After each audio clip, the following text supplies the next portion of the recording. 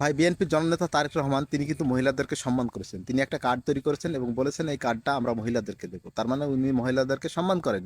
কিন্তু ওনার দলের লোকজন ভাই মহিলাদেরকে তো সম্মান করতেছে না। বর্তমানে আমরা রিসেন্টলি খেয়াল করছি বাংলাদেশের প্রত্যেকটা জায়গায় মহিলাদেরকে হেনস্থা করা হচ্ছে। জামাত ইসলামের যে সমস্ত মহিলারা ভোট চাইতে যাইতেছে তাদেরকে বিভিন্নভাবে হেনস্থা করা হচ্ছে।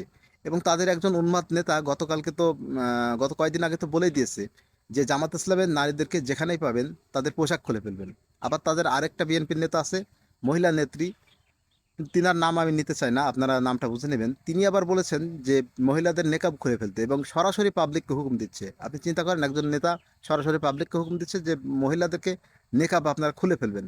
আবার এই বিএনপিরই আরেকজন উন্মাদ নেতা ছিল, মানে কয়েকদিন আগে একটা ভাইরাল ভিডিও, সেটা হচ্ছে যে উনি বলেছিল যে নেকাব হচ্ছে বেশ্যাদের পোশাক। এটা নাকি তৎকালীন সময় পরে মানুষ বেশ্যাগিরি করতো।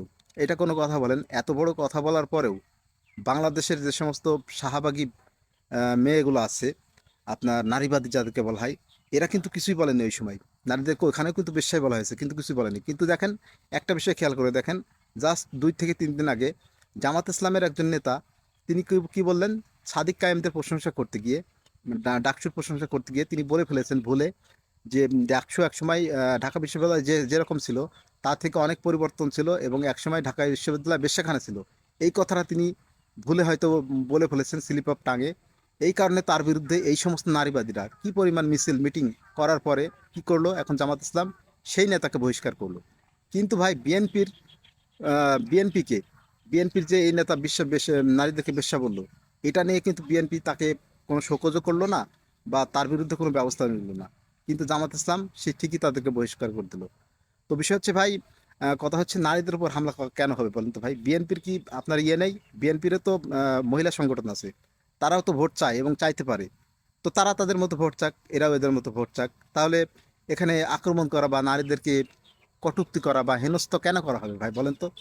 আর তাছাড়া আমাদের জননেত্রী খালেদা জিয়া, যিনি মৃত্যুবরণ করেছেন, আল্লাহ রব্বুল আলমিন ওনাকে শাহাদত নসিব করুক।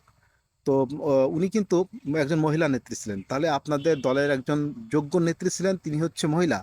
সুতরাং আপনাদের উচিত মহিলাদেরকে সম্মান দেওয়া। আর এই মহিলাদেরকে অসম্মান করার কারণেই কিন্তু বর্তমানে বাংলাদেশের মানুষ বলতেছে যে আপনারা ফ্যামিলি কার্ড দিচ্ছেন মহিলাদেরকে একদিকে, আবার মহিলাদেরকে আরেক দিকে অপমান করবেন, হেনস্থা করবেন। এইটা তো হতে পারে না। সুতরাং আমি বিএনপির ভাইদেরকে বলবো, এই ধরনের হেনস্থা, মহিলাদের নিয়ে কটূক্তি করা বন্ধ করুন প্লিজ। কারণ আমরা চাই দেশটা সুন্দর হোক, সমাজটা সুন্দর হোক। কারণ মহিলারাও আমাদের মা এবং এই জাতির একটা অংশ। এদেরকে অপমান করা বা কটূক্তি করে কথা বলা কখনোই উচিত তাই বলে আমি মনে করি। আপনারা কি মনে করেন ভাই? অবশ্যই কমেন্টে জানিয়ে দিতে পারেন।